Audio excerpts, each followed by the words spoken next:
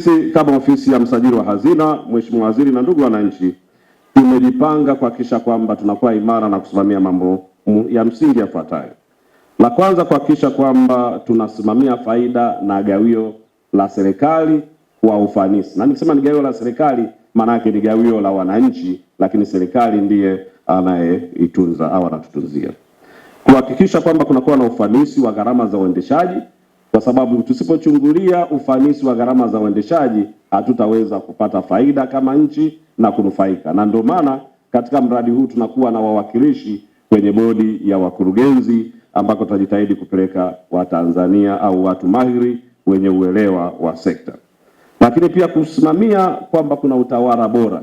Bodi ni chombo cha juu, kwa hiyo management na report kwenye bodi. Kwa hiyo ni kazi ya bodi kuhakikisha kwamba kuna utawala bora hiyo sehemu, na therefore watu wetu watahakikisha kwamba utawala bora umetimia. Na mwisho ni kuhakikisha kwamba tunalinda thamani ya uwekezaji wa serikali.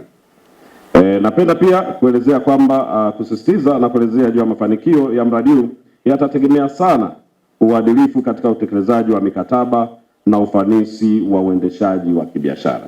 Na hayo tutajitahidi tuhakikishe kwamba tunayafanyia kazi kwa kupitia mikataba iliyosainiwa ambayo inaturuhusu kuja kufanya ukaguzi, inaturuhusu kuomba ripoti zozote, lakini kupitia bodi zetu tunaamini kabisa kwamba watakuwa wanakuwa jicho kubwa la serikali na jicho kubwa la wananchi wetu. Ndugu waalikwa, wageni waalikwa na wananchi, kama nilivyosema, hii ni siku muhimu kwa Mheshimiwa Waziri wetu kuongea, lakini kwa wananchi kuyasikia yale ya kina ya ujumbe wa serikali. Lakini mimi nimalizie kwa kuhakikishia kwamba ofisi ya msajili wa hazina itaendelea kuwa na usimamizi ulio imara.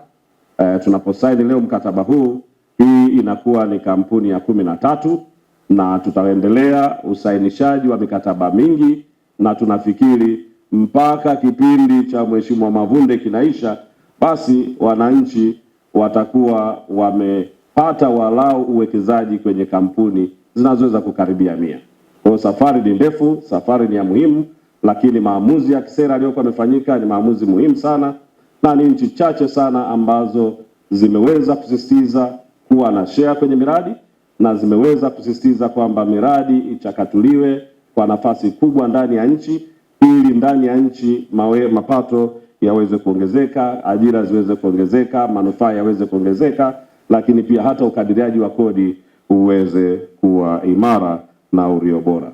Natamani Mheshimiwa Waziri, ndani ya miaka 5 Mungu akitupa rehema, nafikiri tukija mahali hapa utakuwa ni mji unaopendeza na sehemu ambayo imechangamka, na mahali ya wananchi kwa vyovyote na kwa misingi yote ile itakuwa imeweza kubadilika sana. Naomba nimalizie kwa salamu ya wizara. Madini ni maisha, madini ni utajiri.